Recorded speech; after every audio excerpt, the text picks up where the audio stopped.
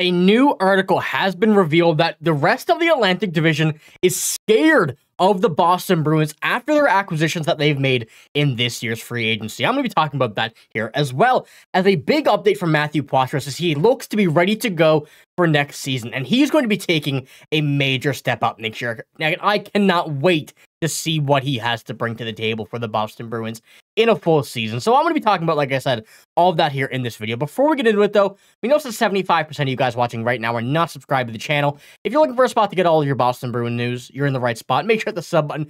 Join me here on this channel as we cover everything Boston Bruins related, and we are still waiting for that major Jeremy Swayman update. You won't want to miss when we bring that out. I'll be keeping you up to date with everything that's going on leading up to that and beyond. But like I said, let's get straight into our first topic here of this video, which is the NHL is scared of the Bruins.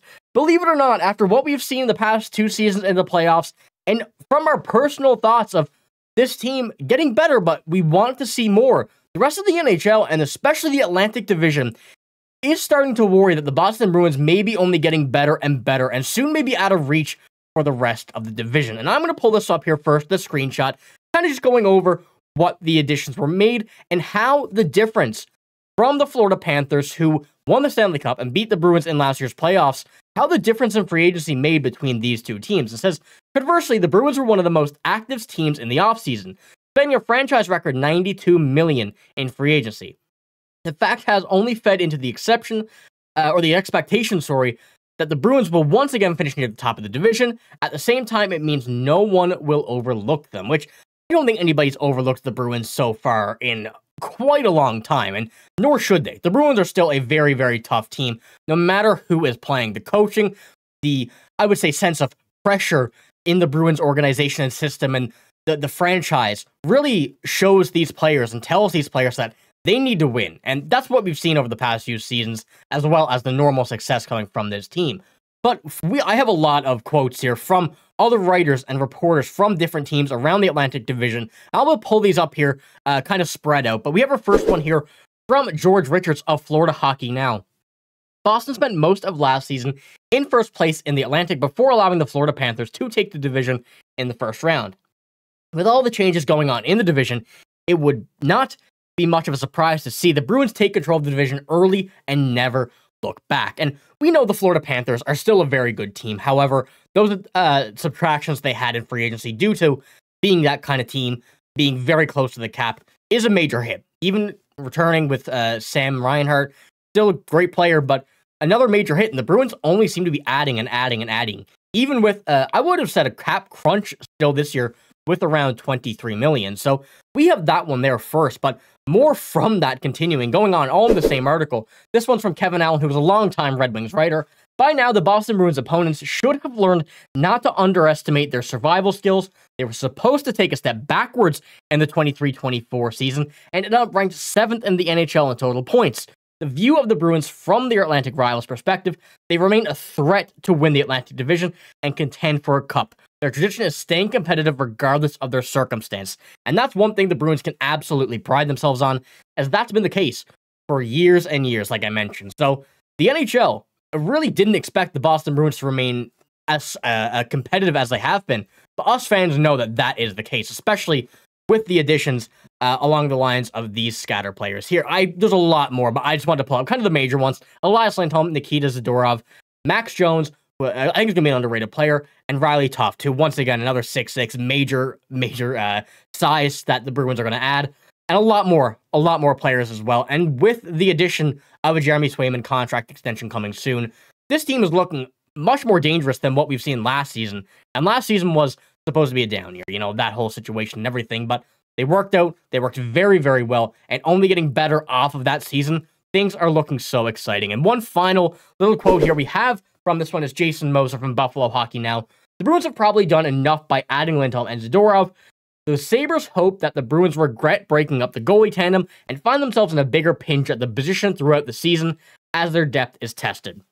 And that's one thing that we as fans also expect. We kind of know that Jeremy Swayman is probably not going to have as great as a season as he did last year, solely because of the amount of playing, but that's nothing new for him. He's done it before, just not with the Bruins, and I think that he's very, very excited to actually have this full season to himself, rather than kind of sitting a game here and there, and that whole situation. Once he stays hot, he gets hot, and we've seen that in these playoffs. So I really can't wait to see what we have to bring next season.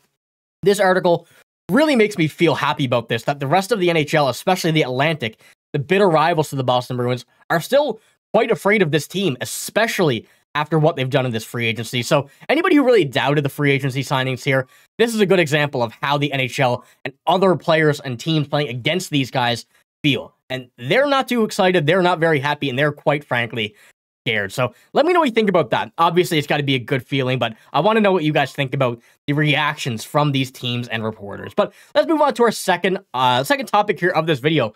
Another big one, considering that we have this better team. We have some players who were, like Mattew Poitras, out from injury at the early part of the season, and Mattew Poitras is going to have a breakout season. I can almost guarantee that, especially with what we had last season with him only playing a few games, not having that full season, 33 games, 15 points. Still, if this was a full NHL season, I would have loved to see the pace he was going on. 13 minutes in that few 33 games that he played last season, left due to a shoulder injury, but 20-year-old is definitely going to have a huge season next year, especially with the possibilities opening up throughout the season. Him moving up in the lineup, him starting maybe at the third line, his new teammates that he's going to play with, and just having a full season with more experience, more NHL surroundings, and everything like that will just continue to add on top of each other and really show that he's ready and he's going to have a breakout season. As I've said, it's going to be a big thing. And with Poitras right now, he is currently starting on that third line. That third line is between, right now at least, from what we've seen. There's still obviously going to be changes from Jim Montgomery, who we know can really test Matthew Poitras and put him in the position we want him to see. But Trent Frederic, Matthew Poitras, and Justin Brazeau.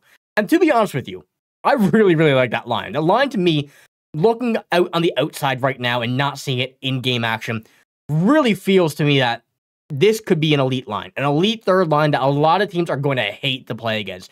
We know Trent Frederic and Justin Brazeau both play like dogs throughout the season at every point there on the ice. And having that energy and momentum around you, especially with a guy like Poitras, who's only 20 years old, as I mentioned, that's going to start to trend in his direction as well. It already is there, but having that high-level energy from your teammates, and especially your line mates, only makes you want to go more and more and more. And this line is going to be that line that Tampa's always had, for the past decade, about that fourth line and third line.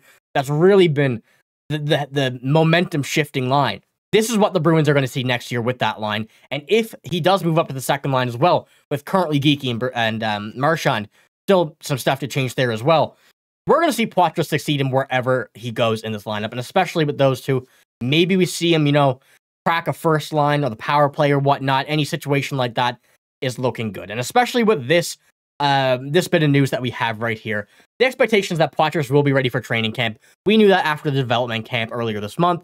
It will be another important preseason for him, as he has a shot at securing a more significant role, maybe that second line center. So let me know what you think about all of this news. Matthew Poitras, I literally cannot wait to see him on the ice once again in that regular season action. A full healthy Matthew Poitras.